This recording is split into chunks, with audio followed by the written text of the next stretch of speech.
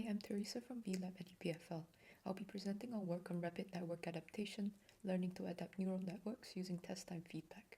This is joint work with Osan, Zahra, and Amir. To motivate test time adaptation methods, let's first look at non-adaptive methods. An example of such method is data augmentations, which anticipate the shifts that will occur.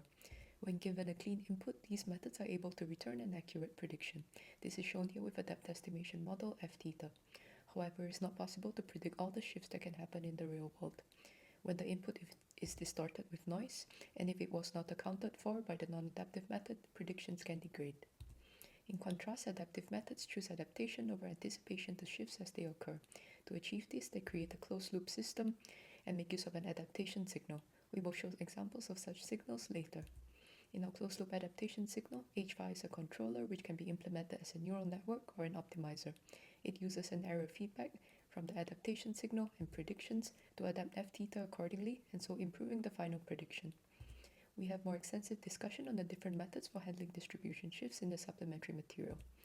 There are two main components of our method: how we adapt at test time and which test time adaptation signals to use. Let's look at the first component, how to adapt at test time. If H5 is an optimizer, for example stochastic gradient descent, the error feedback can be used as a loss signal.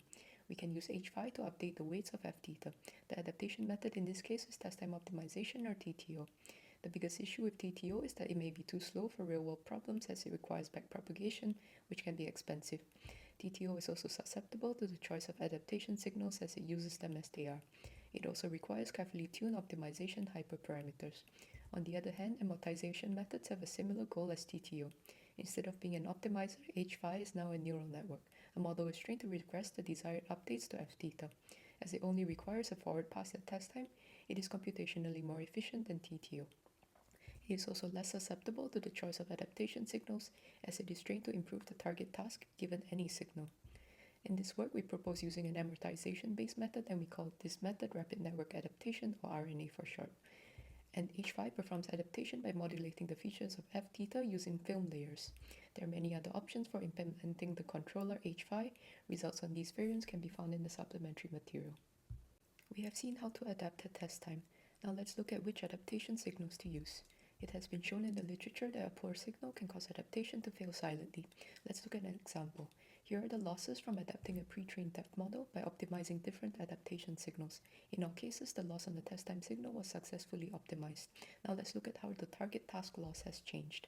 So only in the last case, we see a decrease in the target task loss. Our focus is not to provide an extensive list of such signals, but this choice cannot be ignored as it impacts adaptation performance. Let's look at some of the adaptation signals that we employed. For depth estimation, we run the structure from motion pipeline on a set of RGB images to get sparse key points, and the z-coordinates of the key points gives us noisy sparse depth, which we use as the adaptation signal. For segmentation, we obtain sparse annotations by patch matching using a self-supervised vision backbone such as Dino. These adaptation signals are practical for real-world use, but they are also imperfect. So to perform controlled experiments and separate the performance of RNA and adaptation signals, we also provide experiments using ideal signals. For depth, we apply a random mask on the ground truth as a cheap way to simulate sparse depth from sensors. For semantic segmentation, to run controlled experiments, we use few click annotations from the user as the signal, like the ones shown in red. See the main paper for signals used for other tasks like ImageNet classification. We have seen how to adapt at test time and which signals to use. Now let's look at some results. This plot shows the L1 error on the depth estimation task on test images from replica against wall clock time. So here we show the results from the pre-adaptation baseline, TTO, and RNA. RNA is able to achieve comparable performance to TTO in a much faster time. RNA's predictions are also sharper than TTO. This can be seen in the qualitative results here and, for example, in the circuit regions. This can be attributed to the fact that RNA learns the relationship between the noisy and incomplete adaptation signal to the target objective, which is dense step prediction here. Similarly, for semantic segmentation, its predictions are more accurate. Please see the main paper for more results, performance on different tasks, and ablations. To conclude, we propose RNA. It involves training a controller network, H5, to use a test time adaptation signal to adapt the target network, f theta.